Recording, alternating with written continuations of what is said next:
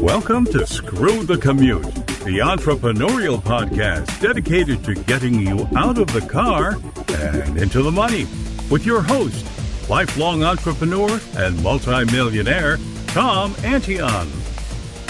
Hey everybody, it's Tom here with episode 549 of Screw the Commute podcast. Today we're going to continue with phone tips, phone automation tips, and ways to make yourself work way faster using your cell phone. Now, we've done quite a few episodes that have to do with this, and we'll have the links to those in the show notes for you because, you know, the phone is with you all the time, and there's no reason you can't use it to keep your business flowing and keep the speed of reacting to customers and prospects. So that's why we do these things. Now, I use an iPhone, but a lot of these things can be done on an Android. It's just I don't know how. So when you hear the idea, just look up how that you do it on your Android phone if you're not an iPhone user. Okay, I hope you didn't miss episode 548. Michael Grace, he's the tech unicorn guy. Tech Pro Unicorn Podcast is what he has. I was on his show, and he was on my show and gave me some good tips on things that I didn't know, and I knew things he didn't know. So it was a good episode. Anytime you want to listen to a back episode, just do screwthecommute.com/ and then the episode number. That was 548. Now, how'd you like to make big money referring our products and services? Well, just email me at tom@screwthecommute.com, and I'll talk to you about what might make sense for your audience and how to maximize your commissions. And we love to send you commissions. Now, pick up a copy of our automation ebook. This sells for $27, but it's yours free for listening to the show. And I guarantee you will thank me if you just use a little bit out of the book, because it has saved me it saved me millions. We actually estimated 7.5 million keystrokes. And that was about 2 years ago when we did the estimates. So probably 8 million now keystrokes. And allows me to ethically steal customers from other competitors that are too slow to get back to people. And it'll reduce your workload. Just take the time to read and implement what's in this book. So it's yours free for listening to the show. So pick up your copy at screwthecommute.com/automate free. Screwthecommute.com/automate free. And while you're at it, pick up a copy of our podcast app at screwthecommute.com/app. That's APP. And you can put us on your cell phone and tablet and take us with you on the road. Now, we're still in the middle of this great program, this pilot program we have to help persons with disabilities get educated in internet and digital marketing so they can legitimately learn from home and legitimately be hired from home or start their own business. And then I took a grant writing course so that once I proved the concept, I can roll this out to big companies and foundations and help loads of people. That's my goal here. So love to have your help on it. The link will be in the show notes to imtcva.org. That's my school website /disabilities. Click on the GoFundMe campaign and you can see the two of the people in the program are blind and they're making videos. Right? So very inspiring people. They just need a little hand. So anything you can throw in is great. And hey, if you're really flush with cash, give me a call and we can discuss sponsoring a person yourself. Wow, what a great legacy thing that you could do in your life. All right, let's get into some of the tips. Now, these are random tips that I know will help you. Again, I encourage you to go back and look at the back episodes on phone and automation tips because there's just loads of stuff these phones will do that can reduce your workload, save you time, and make you more money because you're spending that time with customers, not fighting with your cell phone. All right, first one is whitelisting emails on the iPhone Mail app. Okay, here's the directions. Tap on Mail, tap on Mailboxes, tap on Junk, and then pick the message that you want to whitelist. Tap Folders, and then tap Inbox. All this stuff is going to be in the show notes for you folks. And in our, we transcribe every episode, so you can get a copy of that too. All right, so that's to whitelist emails so that they don't go into your junk folder. Okay, call forwarding. There may be occasions when you need to forward. Maybe your battery's almost dead and you're expecting an important call, so you forward it to someplace else. Many reasons you do call forwarding. Now, if you're on Verizon service, you're just going to use *72, and then you put in the number you want to forward to, and then hit the green call button. And then to turn it off, you hit *73. So that's Verizon.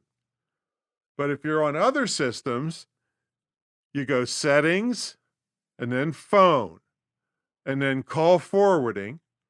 And then there's a toggle switch to turn call forwarding on or off.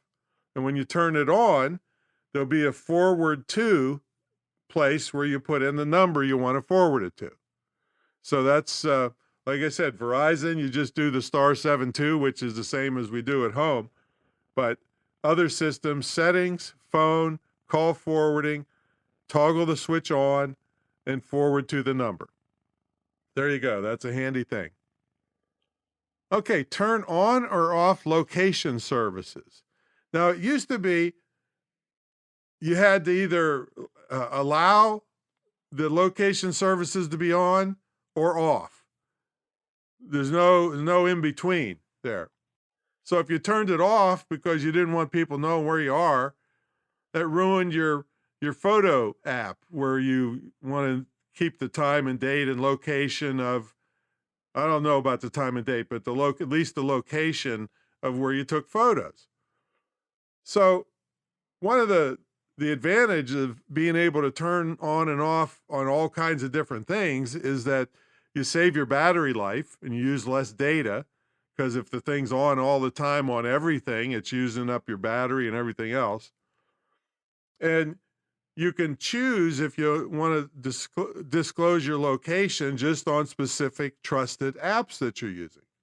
So here's how you do it. Go to Settings, Privacy, Location Services. And then you can scroll through your apps and you can pick, and there's usually, here's the options usually there. Never, Ask Next Time, When I Share, and While Using the App. So that was never, ask next time, when I share, or while using the app. Now, some apps still only have always or never, and you're going to have to decide if you want them on all the time or not. Probably not for most things unless you're using it. So again, how do you get there? Settings, Privacy, Location Services. You'll scroll through all your apps and you get to pick which ones you want on and all those different options that I just gave you. There you go. That'll save you a lot of battery too if you've just had everything on all the time. All right, next very handy one is organize notes using tags. So in this case, you tap on Notes, and you either start a new note or you open a note that you already have. And then here's the cool thing. Anywhere in the note, you can put a hashtag. That means the number sign, no spaces, and then a word or a word. You can't have any spaces in the hashtag. So you put that in, and then you must put a space after the hashtag so it recognizes it as a hashtag. Then you click Done, then you tap Folders, and then you'll see a new section with tags where you can pull up all the notes under a particular tag. And you can put multiple tags in a note, so if it needs to be in more than one category for you. So that's very, very handy one I'm going to use all the time. So anyway, you tap on Notes, start a new note or open an existing note, put in the hashtag ads, let's say, ADS, and then space. You have to put a space, and the thing will change color on you a little bit so you know it's accepted. And then that'll be a hashtag that you can pull up later to pull up all the notes under that tag. I'm gonna use that all the time. All right, here's another really great one. Full page screenshots. Now you got to have at least iOS 13, and your screenshots can take the whole page that you're looking at now. And you don't have to take like 3 or 4 different screenshots and try to stick them together for stuff. And you can also save it as a PDF and share it or print the whole web page you're on. So here's how you do it. So you open a page in Safari. I'm not sure if it works in other than Safari. I have to try it. Then you take your screenshot, which is normally you hold, you squeeze at the same time the up volume button and the on off switch on both sides, and that takes a screenshot. But now your screenshot goes down into a little thumbnail at the bottom of the screen. Tap on that, and then you're going to see options at the top, full page, and you tap on full page and tap done. And then you save as a PDF to files, or you can delete the screenshot or cancel, and then you can choose where you want to save it to. And here's the other thing you need to know about this. It might take a minute or so to process all this stuff before it shows up where you saved it. All right. So anyway, full page screenshots, that's great. So you can read while you're totally offline, a page that you wanted to read, and you get the whole thing. So anyway, you go open Safari, take the screenshot, tap on the preview thumbnail, tap full page, tap done, save PDF to files, and then pick where you want to save it. So there you go. Awesome. Okay, now here's some things about your battery. These newer phones eat batteries, it's life like crazy. So whatever you can do to save battery is good. So basically you go to settings and battery. Now, if you stop right there and scroll down, you'll see where you're using the most battery power. And you might say, oh, geez, I'm sure wasting a lot of battery here or there or the other. So you'll know in the future that if you need to save battery, not to do certain things. Then if you tap battery health, you'll see the condition of your battery. Now, it'll say max capacity, and that's compared to being brand new. So mine, after a couple years, is still at 95%. So my battery is in great shape, and it does last pretty good. And if there's any problems with your battery, they'll be listed there and tell you what to do about it, or then you might say, oh, it's time to maintenance or call Apple or something. So that's some tips on battery.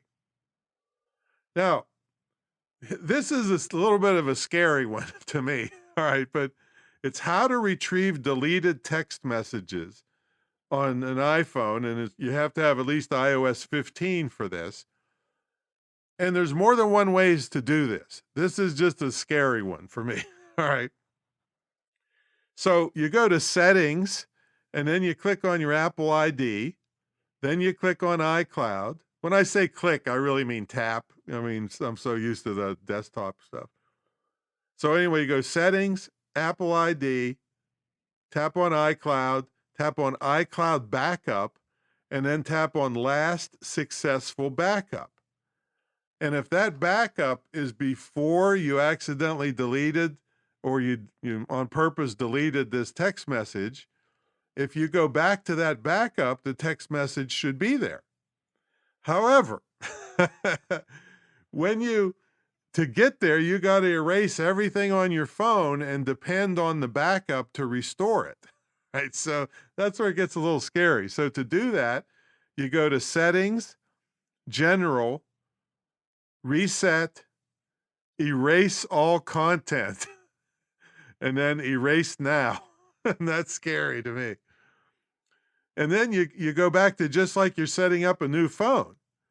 And then you follow the on-screen instructions, and then you'll come to the apps and data page, and you choose restore from iCloud backup and enter any passwords that it needs. And then you got to sign into iCloud and then pick what backup you want. Now there's going to be more than one backup there. And so if you pick one that's too old, well, you're going to lose a lot of other stuff that you've done since. So So just pick the one that you think is just behind when this thing got deleted, if you can. And then know that you may have to sign back into all of your accounts after you do this reset thing. All right, and then I got one thing that may seem like simple, and how could you possibly waste our time telling us this? But I had so much trouble with this with my big fat fingers and not knowing what to do. But simple copying and pasting, either text or graphics. So the first thing you got to know is you have to do whatever you want to copy. Let's say you want to copy a paragraph of text. You just have to, what they call long press. So you hold your finger on it, and then whatever word you're on will kind of highlight and have these two little dots, which are handles. Then you got to drag the handles to where you want, and you'll see a copy, paste, delete kind of thing, box that pops up, and you click copy, and then you go where you want to put it, and you click, you hold your finger down again, and then you'll get that box, and you click paste. And it works for both text and graphics. So if you hold on a graphic, long press they call it, you'll be able to copy it and paste it somewhere else, or delete it, or cut, or what, the same copy, paste, cut kind of thing. So just remember, you got a long press. You can't just tap. And that's the problem I was having. I was tapping on things and nothing would happen. And then you have to hold your finger down. That's called a long press. Okay, so there's some cell phone tips. Like I said, go to the show notes and get the back episodes of phone if you're really serious about this. If you just took a couple days and worked on these things and used them like crazy for a couple days, you're going to be so much faster this coming year on working stuff with your cell phone, way less frustrated, and it'll do some things you probably never even dreamed it could do. And I've covered them in these past episodes, and I'll keep doing it into the future to keep you updated on things that will really help you run your business more effectively and save you lots of time. All right, so do me a favor, help me out on that GoFundMe campaign to help persons with disabilities. I think we're about 25% to our goal. And the people, like I said, are really inspiring that are in the program, and something you can really be proud of. I know I am. All right, we'll catch you all in the next episode. See you later.